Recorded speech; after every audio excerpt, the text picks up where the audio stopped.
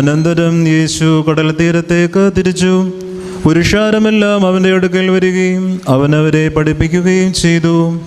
പിന്നെ അവൻ കടന്നു പോകുമ്പോൾ ചുങ്കസ്ഥലത്തിരുന്ന അൽഫായുടെ പുത്രനായ ലേവിയെ കണ്ട് അവനോട്, നീ എൻ്റെ പിന്നാലെ വരിക എന്ന് പറഞ്ഞു. അവൻ എഴുന്നേറ്റ് യേശുവിനെ അനുഗമിച്ചു. അനന്തരം അവൻ്റെ ഭവനത്തിൽ യേശു ഭക്ഷണത്തിനിരിക്കുമ്പോൾ അവനോടും ശിഷ്യന്മാരോടും ഒന്നിച്ച് അനേകം ചുങ്കക്കാരും പാപികളും ഇരുന്നു. അവൻ്റെ പിന്നാലെ വളരെ പേർ ചെന്നിരുന്നു.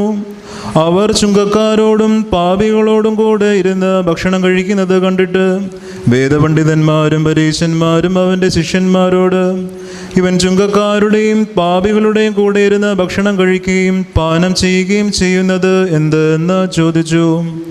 യേശു അത് കേട്ടിട്ട് അവരോട്, രോഗികൾക്കല്ലാതെ സ്വസ്ഥതമായവർക്ക് വൈദ്യനെ കൊണ്ട് കാര്യമില്ല.